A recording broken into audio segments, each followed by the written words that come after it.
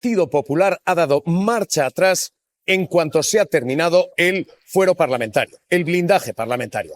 Dentro de la Cámara se acusó al ministro Grande Marlaska de delinquir, de encubrimiento, de saber que había habido un abuso en la policía y de taparlo. Esto es lo que se decía dentro de la Cámara. Hoy, cuando acusar de un delito ya no tiene esa cobertura, ese blindaje legal, hoy el PP da marcha atrás. No lo conocía, es un verdadero incompetente. Y veremos si lo conocía o no. Hoy el argumento en juego es este.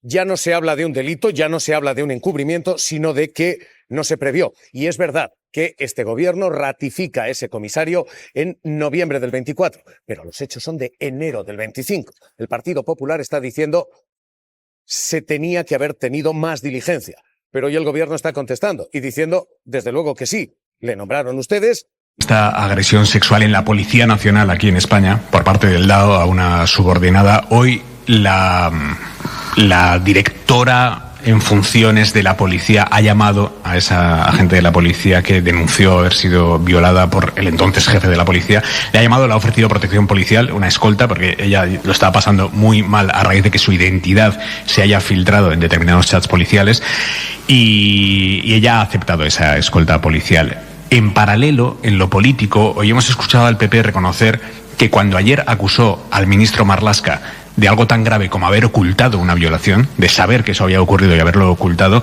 ahora reconocen en el PP que cuando dijeron eso no se basaban en nada.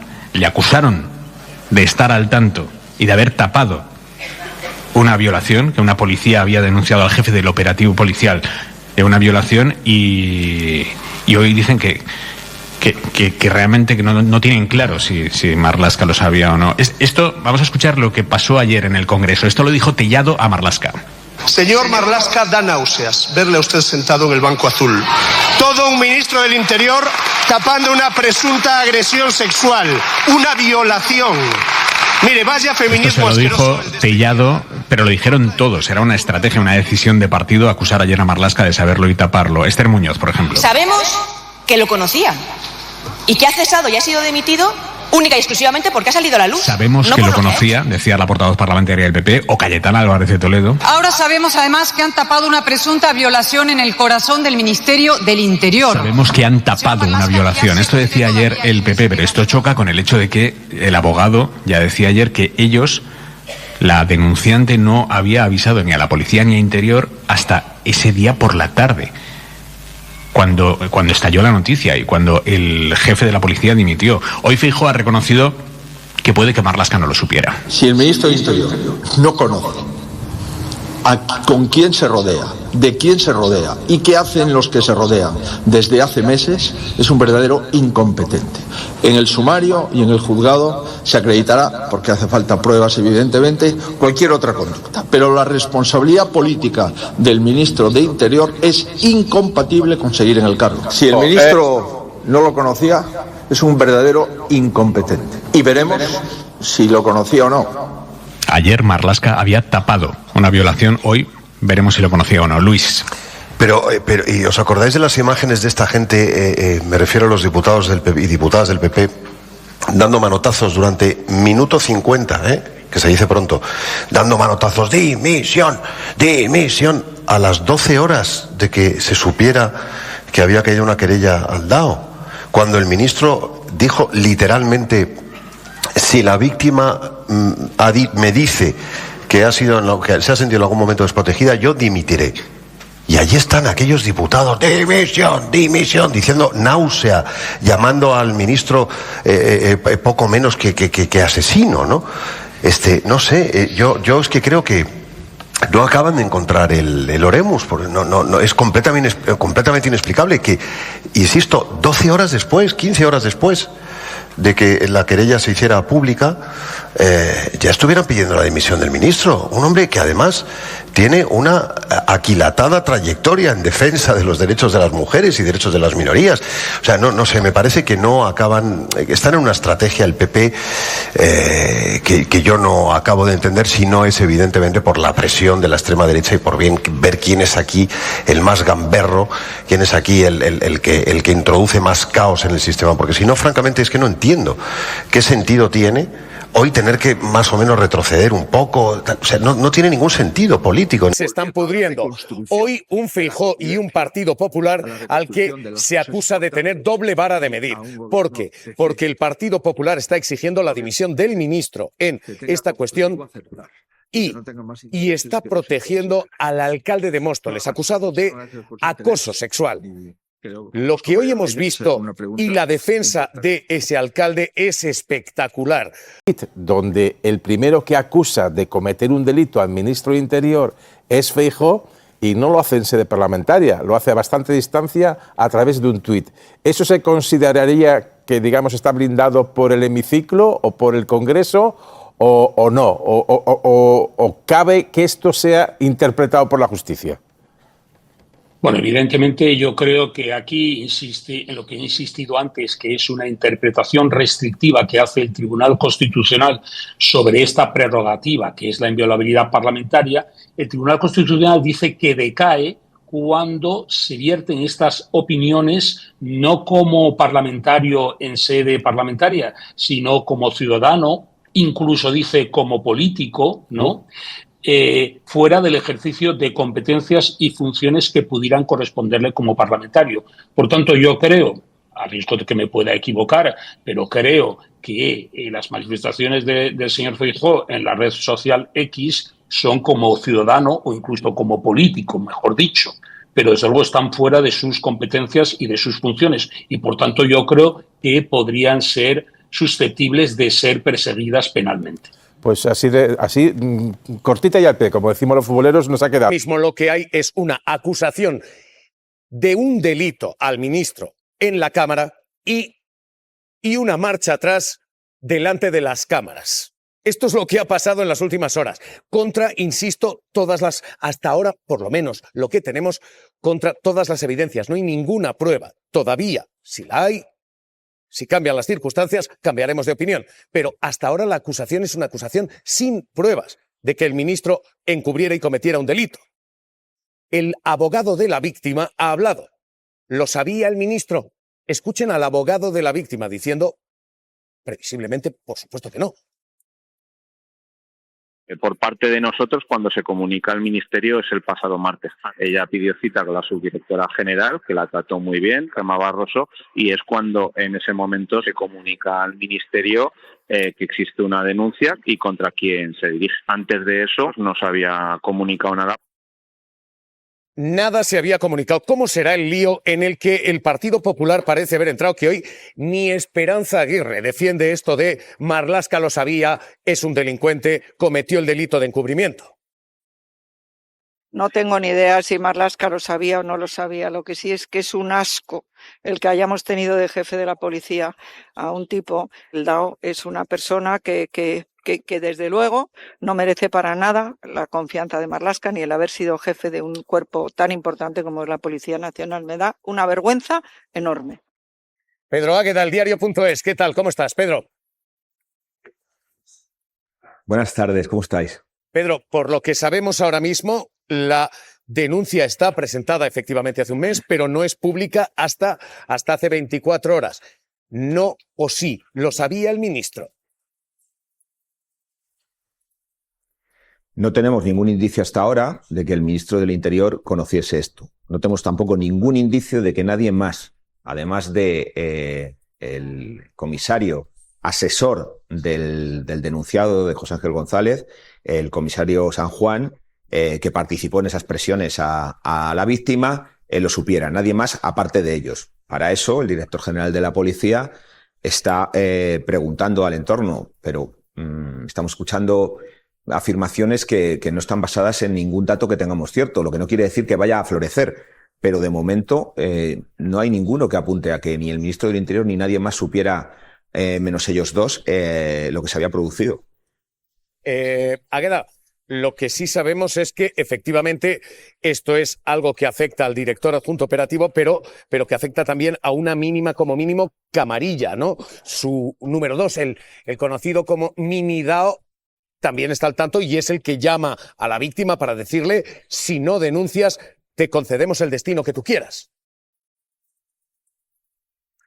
Sí, para entender eso habría que contextualizarlo un poco.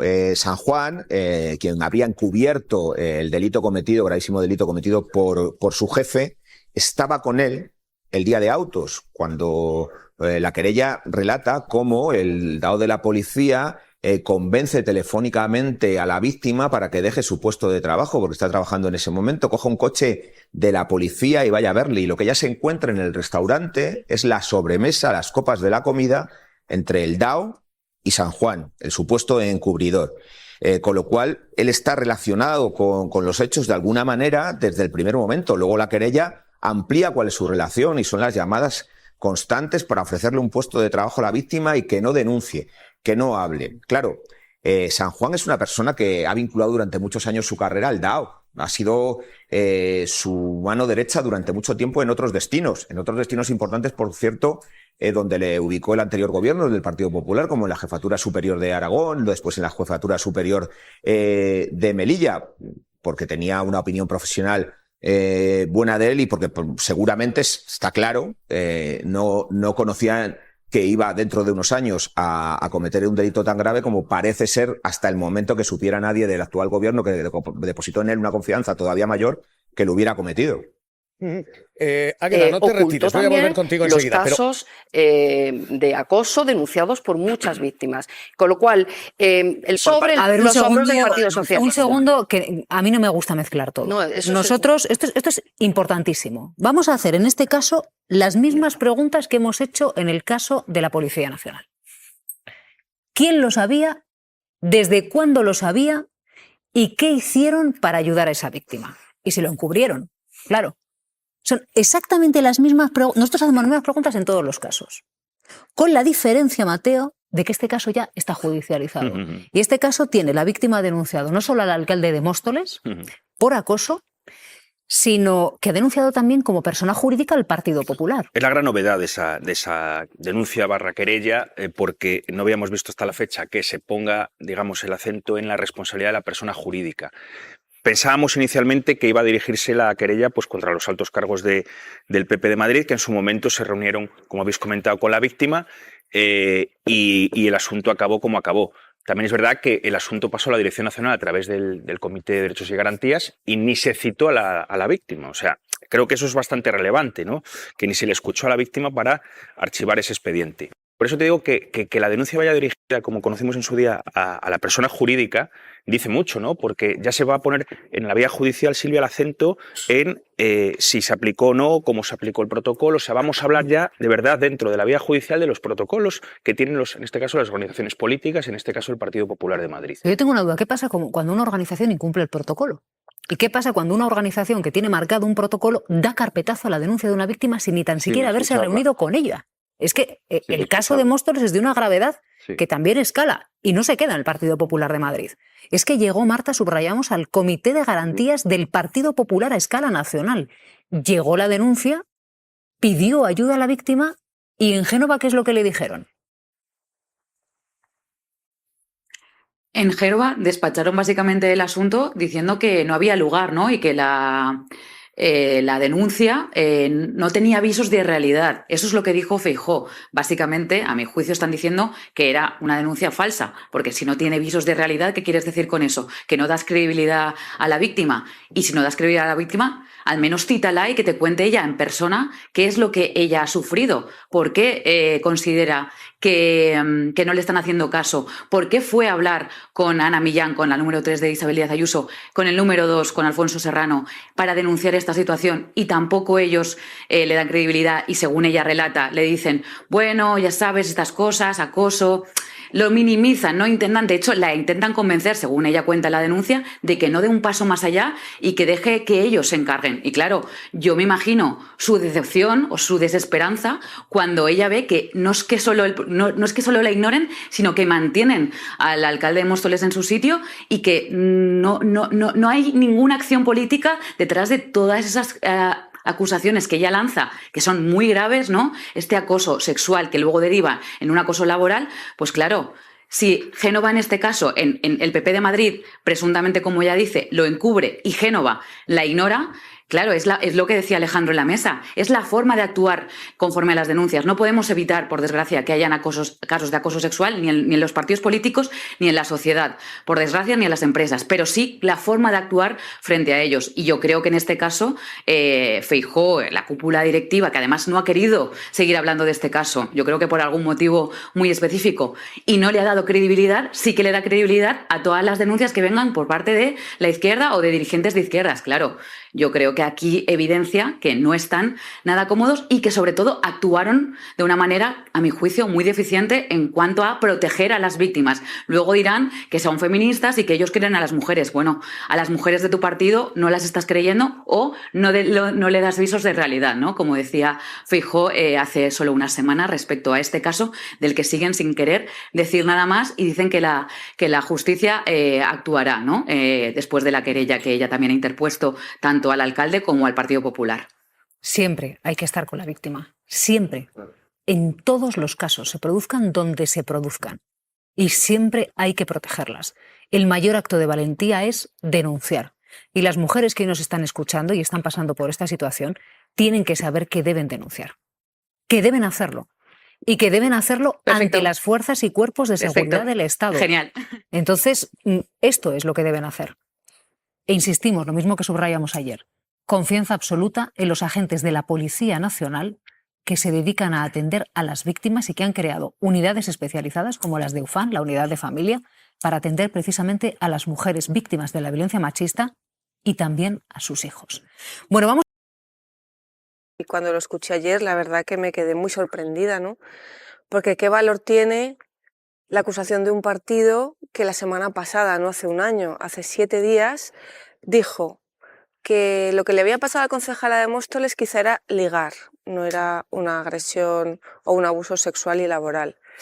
Que era una trama inventada contra el Partido Popular, esto lo dijo Ayuso, que era un invento para perjudicar al Partido Popular. Novedosas. ¿Qué credibilidad puede tener esa acusación cuando viene de un partido que ha expuesto el nombre de una víctima con unos correos? Lo hizo la semana pasada con la concejala de Móstoles, a la que todos los medios de comunicación decentes decíamos una concejala, pero llegó el Partido Popular y filtró su nombre, filtró su cargo, etcétera, ¿no? Con lo cual dijo quién era, una persona que no quería ser revelada y que no quería exponerse públicamente. Entonces, cuando escuché esto, yo esperaba del Partido Popular que pidiera información, como decías, Fátima, que quisiera algunas preguntas al respecto o que pidiera más información, ¿no? Lo que no esperaba es un ejercicio de hipocresía, porque es que hace 7 o 10 días ese mismo partido que estaba pidiendo explicaciones airadamente y pidiendo dimisiones, sobre todo más que explicaciones, intentando avergonzar a alguien, es un partido que ha minusvalorado la denuncia, que ha expuesto a la víctima y que ha dicho que es parte de una trama contra el Partido Popular. Es que estamos en un nivel de Nevenka, ¿eh? Esto es nivel Nevenka. Todavía no entendemos, es el caso Nevenka, sin duda alguna. El caso Nevenka. Y la imagen del alcalde de Móstoles rodeado de toda la corporación municipal es la misma imagen del caso Nevenka. Él no le ha pedido la dimisión. Todavía no entendemos que siga en su cargo y que no se haya abierto al menos un expediente informativo a quienes le propusieron a la concejala que no denunciara.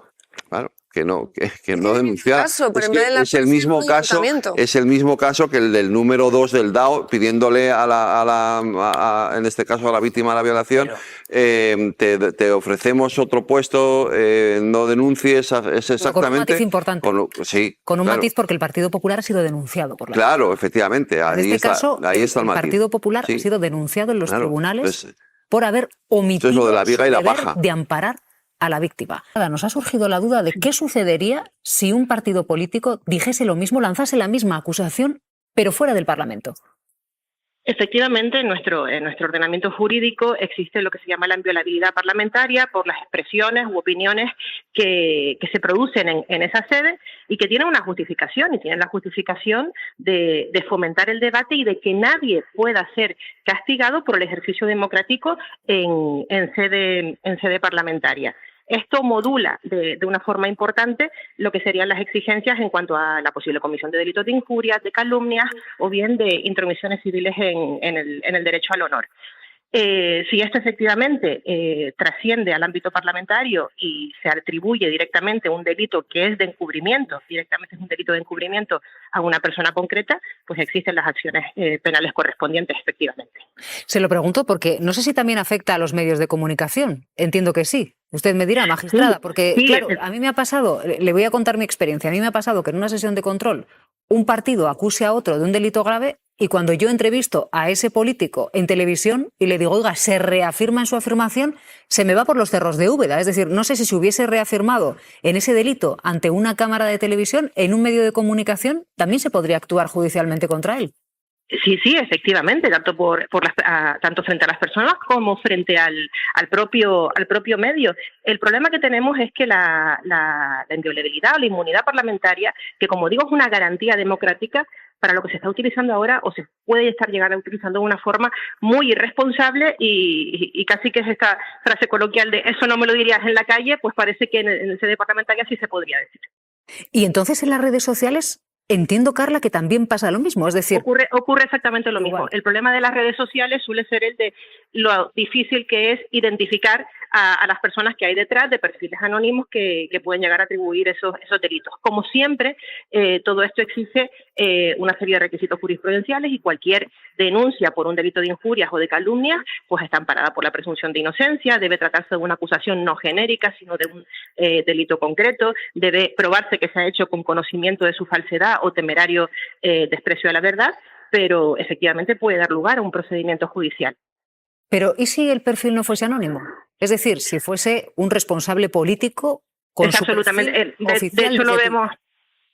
Correcto, de hecho lo vemos con cierta frecuencia en los juzgados. Hay un tipo delictivo que es cada vez más habitual y que tiene que ver con las expresiones, con delitos de odio a través de redes sociales, con delitos de injurias o con delitos de calumnias. Es perfectamente posible en estos casos. ¿Qué es lo importante? Pues comprobar o conservar esos mensajes que pueden llegar a ser borrados, porque sí que existen también dificultades técnicas en todo lo que tiene que ver con la recuperación de esos mensajes si son borrados por parte de las compañías, bien chinas, bien norteamericanas, que tienen muy restringidas las posibilidades de acceso, pero efectivamente se haga en la calle, se haga en un medio de comunicación, se haga en redes sociales, puede dar lugar a una exigencia de responsabilidad.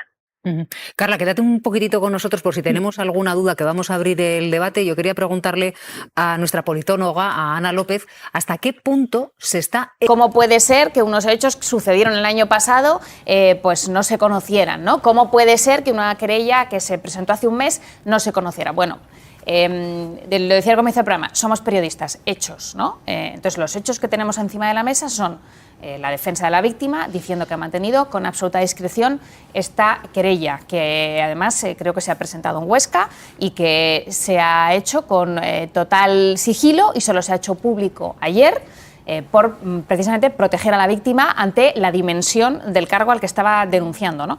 Y que además pues la víctima se lo comunica a su superior jerárquica ayer mismo, al tiempo que se presenta la querella. Esta es la versión de la defensa. Y luego tenemos, por otro lado, la escenificación del ministro, que creo que hay que también tomarla en consideración, quiero decir, claro, su cargo, poniendo su cargo a disposición de la víctima, diciendo que renunciará si la víctima considera que no ha sido amparada por su ministerio, ¿no? Bueno, creo que son una serie de indicios que desde luego no apuntan en la dirección de que se supiera y se tapara. En todo caso, creo que aquí lo que hace falta es, ante los discursos políticos y las estrategias, pues acoplarlas a la realidad de las cosas, porque siempre por elevación, ¿no? Cuando las cosas son suficientemente graves, como el caso de una agresión, presunta agresión sexual que afecta al máximo mando de la Policía Nacional, pues a algunas cuestiones creo que terminan desacreditando las acusaciones, ¿no? Voy contigo enseguida, May. Otra cosa es que quizá en el fragor de la batalla se pudiera decir, señor ministro, usted tiene que dimitir porque no se enteró de algo, y ahí se habrá un debate. Pero claro, la acusación es que usted sabía y lo tapó. Bueno, hoy hemos conocido más de... Atención y mucho ojo, que parece ser que desde el Partido Popular han olvidado que el 26 de abril de 2017 se nombró al jefe superior de policía de Aragón, José Ángel González Jiménez, por el ministro de Interior, Juan Ignacio Zoido Álvarez, del Partido Popular. Pero insisten que no estaba al tanto de este caso. De hecho, dicen que conocieron la existencia de la denuncia la misma tarde que se publicó en los medios de comunicación.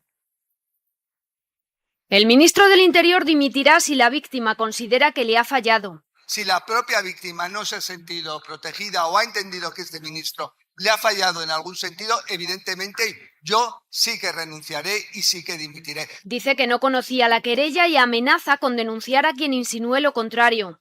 Digan fuera de este hemiciclo que el ministro del Interior conocía los hechos y que no actuó, porque entonces nos veremos en otras instancias. Pero desde la bancada popular...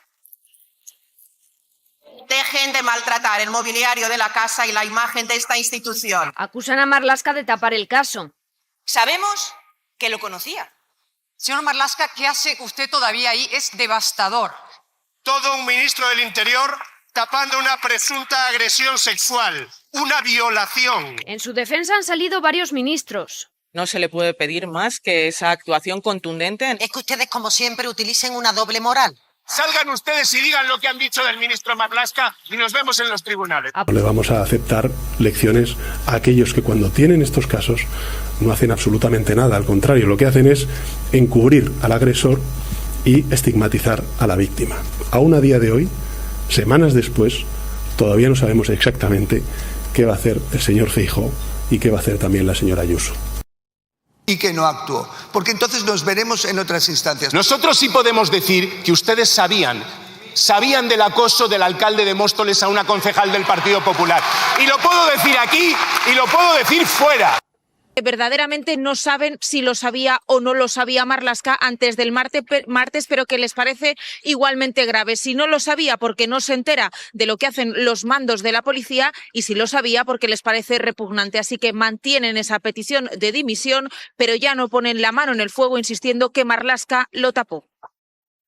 No sabemos si conocía o no conocía efectivamente el hecho. Lo conociese o no, él tiene la responsabilidad de saber qué es lo que ocurre. Si malo es que lo haya conocido y lo haya tapado, peor es que no haya conocido exactamente qué es lo que estaba pasando entre sus mandos. Ana Pardo, Cristina. Me sorprende muchísimo la contundencia del Partido Popular, dando por hecho que los cargos políticos del Ministerio del Interior conocían esta presunta violación por parte del máximo responsable de los uniformes, es decir, de los uniformados de la Policía Nacional. Me sorprende porque quienes conocemos y tenemos experiencia, formación con el tema de la violencia machista y sexual, sabemos que los violadores, presunto, no dejan rastro. Quiero decir, no tiene por qué. Hay Dr. Jekyll y Mr. Hyde por todas partes, en todas las estructuras, en todos los partidos. Pero claro, que un violador deje rastro y un narcotraficante internacional no lo deje, eso es lo que me parece más sorprendente del señor Feijóo. Yo no sé si no tengo ningún elemento para saber si Marlaska lo conocía o no lo conocía. Creo que se ha aventurado a decir que estaba informado. Bueno, de hecho, lo que sí se está investigando ahora mismo es en el entorno del DAO. Esto era un tema conocido, es decir, que, hombre, si estamos hablando de que más allá de su número 2 había más gente, que no era una cuestión de puertas adentro, había más gente. Pero lo que pasó ayer es distinto. Lo que pasó ayer es acusar al ministro de un delito, delito de encubrimiento. Si voy a eso. Sí. En fin, que es la red social de Feijóo señalando ya la culpabilidad del ministro del Interior como autor de un delito, en teoría, porque encubrir un delito, entiendo que es un delito, sobre todo si tú eres jerárquicamente el que está por encima. Y a partir de ahí, una batería de fuego graneado de, por lo menos que yo recuerde, Miguel Tellado, Esther Muñoz, Y Cayetano Álvarez de Toledo diciendo que usted es culpable de ocultamiento. Él diciendo, el abogado ya ha dicho ayer noche que eso no es así, que no, la denuncia se mantuvo en secreto hasta el último día. Y, por favor, dígamelo también fuera del hemiciclo, porque a lo mejor nos vemos en... Ahí estamos viendo precisamente el tuit de Núñez Feijóo señalando directamente a Marlaska como culpable de ocultar algo. Y a partir de ahí toda la reacción en cadena del Partido Popular. Lo sabían y lo taparon, ¿no? Dice en ese tuit Feijóo y es el mensaje de hoy, ¿no? Del Partido Popular. Y a ver, es que yo creo, Javier, que sea la querella o sea los hechos de la denuncia, la cuestión es que pero si estamos diciendo lo mismo. No hay pruebas, no, pero quiero decir, es que la acusación es sin pruebas. Sea tanto a la querella, o sea, al conocimiento de la querella como al conocimiento de los hechos. O sea, es una acusación sin pruebas. Sí, pero la querella se conoce ayer, los hechos son el PP admite que se basa en inferencias. Es decir, que su acusación se basa en cómo puede ser que unos hechos que sucedieron el año pasado pues no se conocieran, ¿no? ¿Cómo puede ser que una querella que se presentó hace un mes no se conociera? Bueno, lo decía al comienzo del programa, somos periodistas, hechos, ¿no? Entonces, los hechos que tenemos encima de la mesa son la defensa de la víctima, diciendo que ha mantenido con absoluta discreción esta querella, que además creo que se ha presentado en Huesca y que se ha hecho con total sigilo y solo se ha hecho público ayer, por precisamente proteger a la víctima ante la dimensión del cargo al que estaba denunciando, ¿no? Y que además pues la víctima se lo comunica a su superior jerárquica ayer mismo, al tiempo que se presenta la querella. Esta es la versión de la defensa.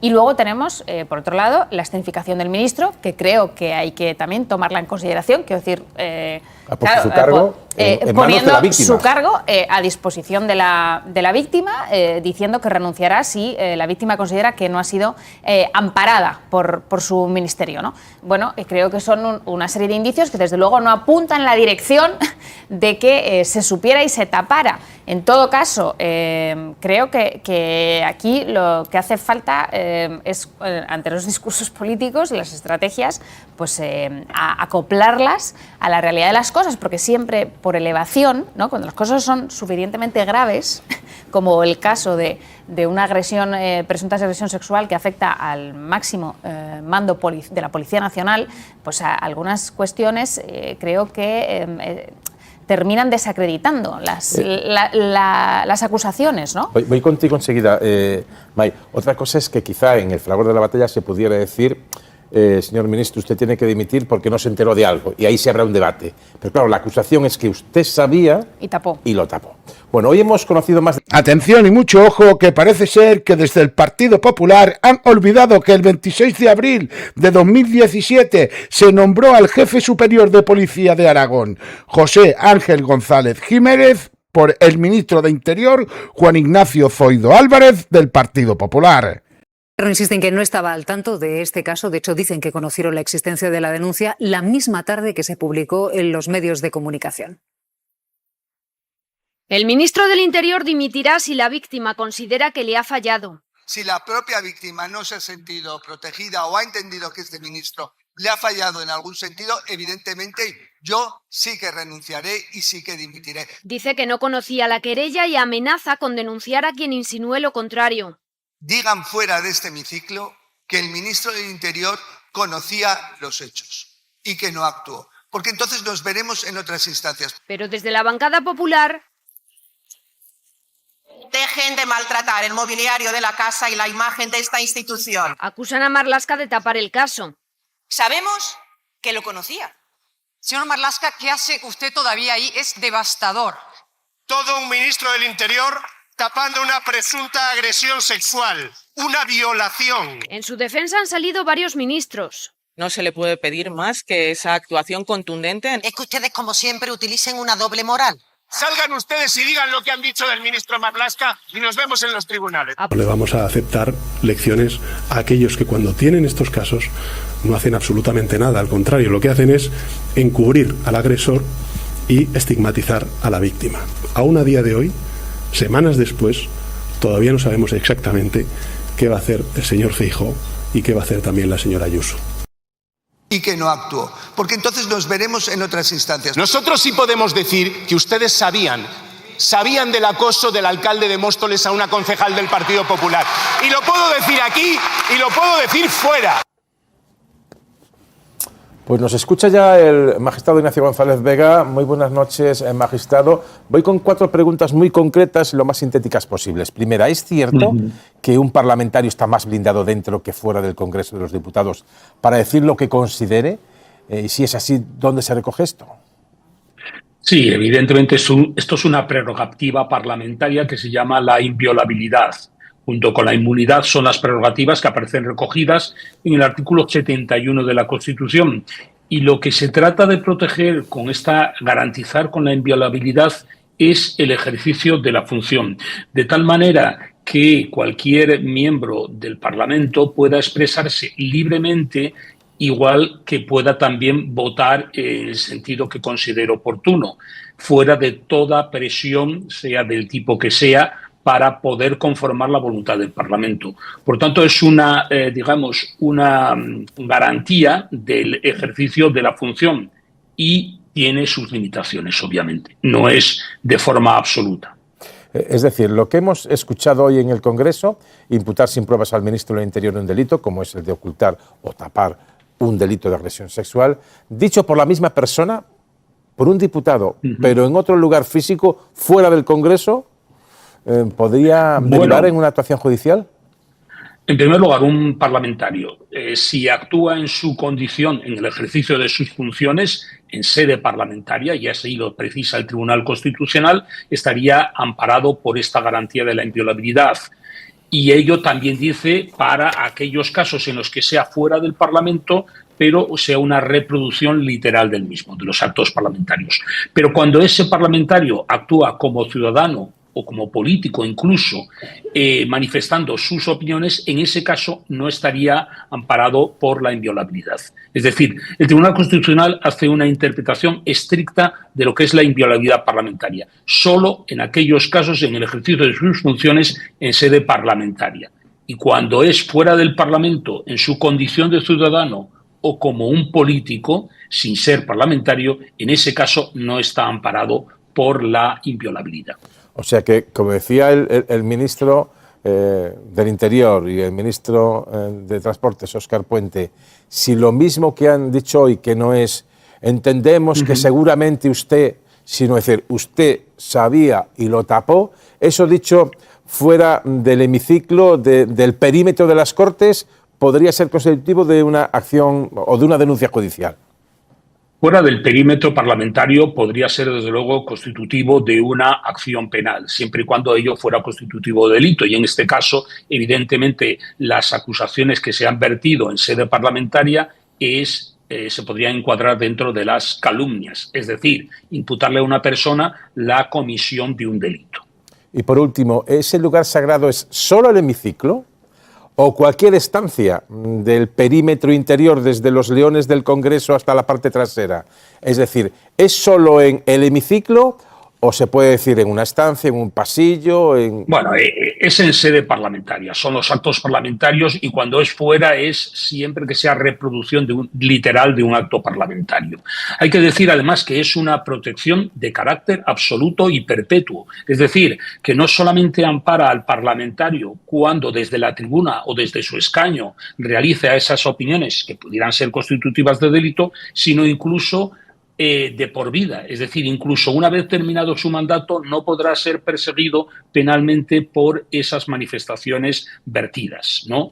Porque si no, tampoco sería ninguna garantía. Si al terminar su mandato se pudieran iniciar las acciones penales, pues lógicamente no sería tal garantía. Y por otro lado, hay que decir que, a diferencia de la inmunidad que tiene un carácter procesal, y es cuando se dice es que el diputado está aforado, eso tiene un carácter temporal. La inmunidad, es decir, cuando un parlamentario se le presenta una querella contra un parlamentario, tiene un foro específico, que es el Tribunal Supremo, en el caso de los diputados y senadores a Cortes Generales, pero que una vez que terminado su mandato, esos diputados o senadores, pues obviamente ya no tienen ese fuero.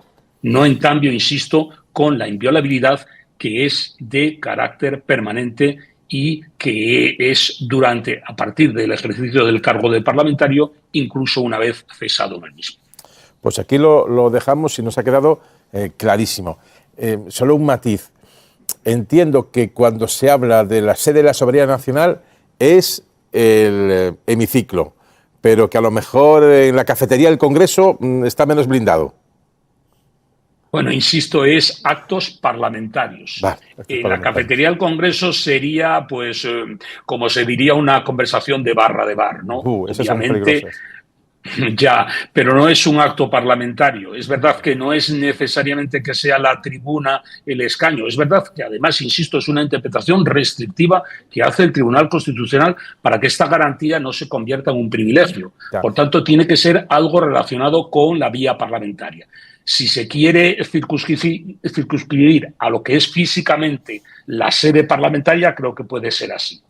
Pues aquí lo dejamos, porque una de las declaraciones del PP me parece que Cuca Gamarra fue en los pasillos del Congreso. Y esto puede dar lugar a cierto debate. Magistrado, como siempre, muchísimas gracias y muy buenas noches. Buenas noches, Javier. Bueno, pues... Además, el ministro Marlaska lo ha planteado como un reto. Díganlo ustedes fuera.